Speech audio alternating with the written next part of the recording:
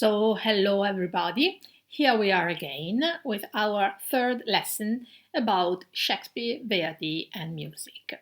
Last time we talked about the plot of Othello, and it was quite a long summary because in a tragedy where nearly nothing happens, because as you remember, the death of the characters takes place at the end, only in the fifth act, and throughout the other four acts, we just have a building up of imaginary situations invented by the mind of Iago. So, in this sort of tragedy, details are very important. Details have to be pointed out. In Macbeth, it was simpler because you had events which took place, one in each act, and this way, obviously, the summary was more direct and easier to be remembered. Let's start from the opening. The first word that opens this tragedy is a negative form, is never. Never means non mai. It's the negative form of mai. And this will be the characteristic of the language of Othello. There will be lots of negative forms, really a huge number, and the figures of speech which characterizes Iago's speech is the litotes. What is a litotes? Well, a litotes is a figure of speech. Figure of speech means figura retorica, that employs an understatement by using double negatives. That is, it's a way of expressing a positive statement using the negation of the opposite. Let's have an example. If somebody asks, how are things going on? You can reply, very well, or not too bad. Well, very well is a positive statement. Not too bad is a negative which denies the opposite of very well, bad. So this is a typical litotes, which is, as you can see, quite commonly used in our speech. But in Iago's speech is used in an obsessive way. So the negation, the denial, the not will be the characteristic of this character, of this hero. And he is the character who never gives, who is always taking things away from the others. In the beginning of the tragedy, Rodrigo is reproaching him because he gave Iago a lot of money and Iago gave nothing back to him. Iago's first cue, which is the second cue of the tragedy, starts in another very interesting way. That is, Iago says "sblood." Sblood is sangue di Cristo, sangue del diavolo. That is a sort of blasphemy, is a curse. And when Iago speaks, he's always very violent in his speech, very rude, unless he is in front of the power. When he's in front of Othello as a general, or of the Duke, or of Brabantio, he is very correct. But when he is by himself, when he thinks, or when he speaks with Rodrigo, with a person that he doesn't consider too much, well, he is really terrible in the choice of the words, of expressions. Iago is also very unpredictable. We can never even imagine what he's going to say. He is the opposite of Cassio. Cassio instead follows the courtly tradition. He speaks according to the rules of the court. He's a gentleman. He's a cavalier. So really, here we have the two opposite characters. On one hand, unpredictable Iago, on the other hand, the predictable Cassio. And Othello, as we have already said, speaks according to the rules of the classical tradition. He speaks as a hero, a classical hero. He uses hyperboles, he uses images full of greatness and beauty. So, in the first part. We shall see how gradually Iago will succeed in changing Othello's way of speaking, and in the end, Othello starts speaking as Iago did at the beginning of a tragedy. Well, immediately after, Iago gives a reason, an explanation of his hate towards Othello. He says that Othello had to choose his new lieutenant, and Iago was absolutely sure to be the right one. He was a brave soldier, he had a great experience, so he thought and probably he was right, he really deserved that rank. But instead, Othello preferred another man, preferred Cassio. This reason of his hate, well, can be believed. We can accept it. Unfortunately, a few pages after that, Iago changes his mind and says, I hate Othello because he is my wife's lover. Out of the blue, he says this. And then, after a while, he changes the reason again and says, I hate Othello because I am in love with Desdemona. So, when you change your reason, so you have to give an explanation, and you change your explanation more than once, well, it means that maybe what you are saying is not completely true and that the real explanation lies somewhere else. Let's have an example again. Well, if you arrive late at school and the teacher asks you, why are you late? Well, I lost the bus. Okay, it's an explanation. Then another teacher arrives and asks you, why are you late? Were you late this morning? And you say, well, the alarm clock didn't ring. And then a third teacher arrives and asks, why were you late this morning? And you say, well, I forgot my homework and I had to go back. So if you go on changing your explanations, it means that probably on your way to school you met a friend, you went to the park, you had a drink, and that's the real explanation. So our function in Othello is to understand why Iago hates Othello, because it's not because of the first reason, the fact that Othello preferred Cassio to him. It's not the second reason that Othello was his wife's lover, and it is not probably even the third reason, that is that Iago is in love with Desdemona. This is one of the big problems which is given to us because at the end of the tragedy, when Othello asks Iago, why did you do that to me? Why did you destroy my life? Why did you lead me to such a terrible crime? Well, Iago's reply is the one I'm going to read. He says, and it is also Iago's last cue in the tragedy, demand me nothing. What you know, you know. From this time forth, I never will speak. Word, non mi chiedete altro, quello che sapete sapete, da adesso in poi io non dirò più una parola. In this way, Iago is not only refusing an explanation to Othello, he is also refusing the catharsis to the audience.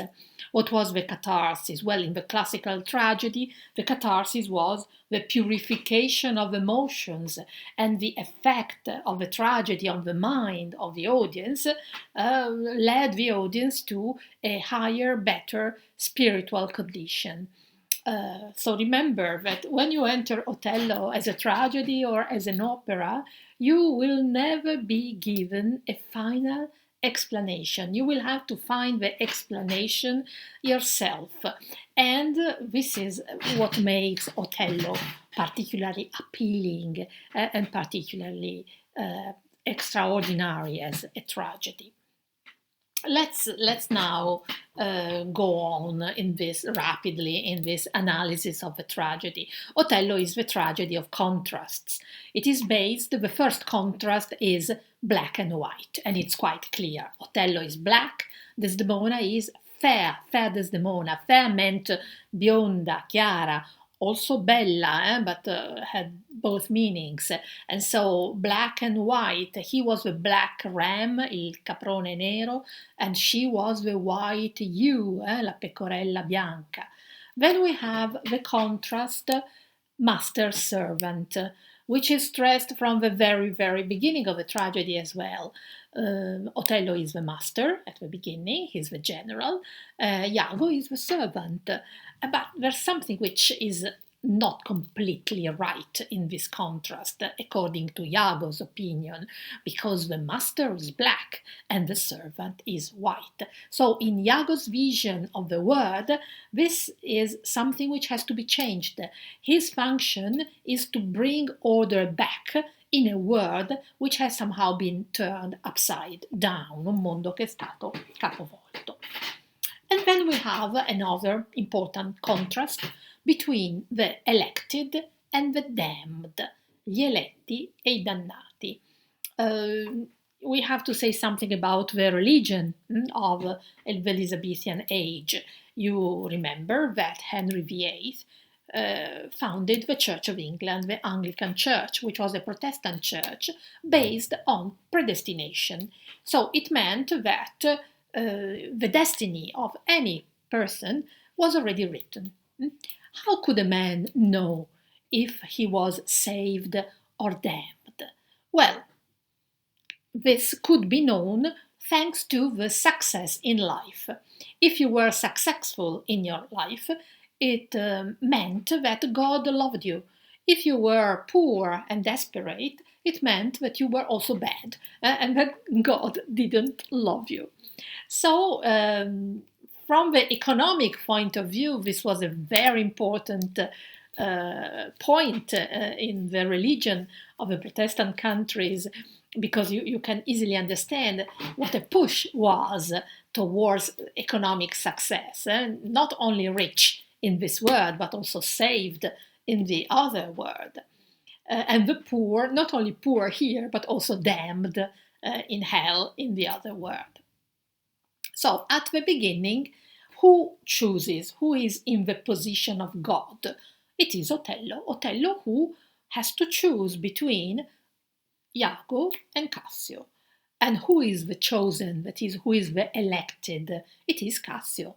And it means that Iago not only lost the place of lieutenant that he was sure to deserve, absolutely convinced of being the one who should have been the lieutenant, but he was also damned, he was also condemned.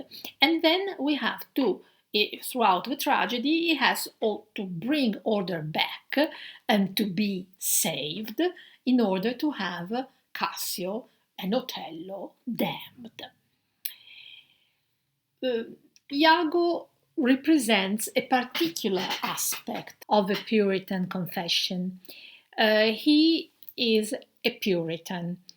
You know that the Puritans, or you will study in a short time, that the Puritans were a sect, a sort of sect in the Anglican Church, deeply connected with the middle class, the rising middle class, so they were particularly important from the economic point of view. They were very rigid, very serious. And they were going to have a great importance in the history of England in the 17th century. Shakespeare somehow felt the presence of these Puritans and represented them in this tragedy. Both Cassio and Iago are Puritans. In fact, when Cassio loses his rank of lieutenant, he speaks about reputation. Reputation was very important for the Puritans, and he says, there is a cue very important in the second act. Reputation, reputation, reputation. Oh, I have lost my reputation. I've lost the immortal part of myself, and what remains is bestial. My reputation, Iago, my reputation. So also Cassio is a Puritan, but he's a normal Puritan. He's a normal man who is used to have normal relations with people. Instead, Iago is the sick Puritan, the one who cannot stand the happiness of the others, who cannot stand love, who cannot stand sex. So when Iago speaks about women, he's always very vulgar, extremely rude, but this is because he is afraid of them. And there is a point, always in the second act, when he jokes, makes some jokes, and Desdemona comments, "Oh, what a lame and impotent conclusion." Che conclusione, che battuta zoppa e priva di forza. But the word that she uses is a key word, impotent. So she feels, she doesn't understand, but she feels that Iago is not able to cope with women, and so he is afraid, terribly afraid of them. Let's talk about the modernity of Othello. Othello is very close to us. Well, first of all, it is a tragedy about a femminicidio, about a man who kills his wife. So this is and it's an analysis, a very clever, deep analysis of the mind of a man who can do such a thing. And then it's a tragedy about the difference, sul diverso, the one who is different. How can a playwright show this theme on the stage? Well, you choose a black actor and you put it on the stage among many white actors. So the black one sticks out. But Othello is not only the racial difference. Othello represents the immigrant. Othello represents the Jew, l'ebreo. Othello represents the homosexual. He represents anybody who is not accepted by the dominant culture, which is usually, when a culture is dominant, is usually narrow-minded, la mente ristretta, is not broad-minded, doesn't accept and include the others, but is afraid and wants to close the others out and send them away. So this is really an important theme in this tragedy, which is extremely modern and which I do suggest you to follow throughout the whole plot. And then just a few words about the opera and the tragedy. We have already said that the first act is eliminated, that the plot is instead very cleverly built by Boito and obviously by Verdi, of course. And there is an episode which shows how deeply Boito understood this tragedy. In the second act, Verdi wanted a march of triumphal march. So wanted Othello wanted to change a little bit the plot of Shakespeare's tragedy and wanted Othello to leave Cyprus, fight against the Turks, win another battle against the Turks, and then come back to Cyprus. In this way, he could compose a Marcia Trionfale, similar probably, or anyhow as beautiful as the march in Aida. But Boito didn't want, and in the end he convinced Verdi to give up and to eliminate this change of the tragedy. Why was Boito right? Well, because if Othello had gone away, far away from Iago, had come back to his function of general, he would have also found the strength of rebelling to Iago's influence, and instead Othello had to remain isolated on the island, isolation island. They come from the same word in Italian and in English, isolamento e isola. As long as Othello was alone on the island, he was in Iago's hands.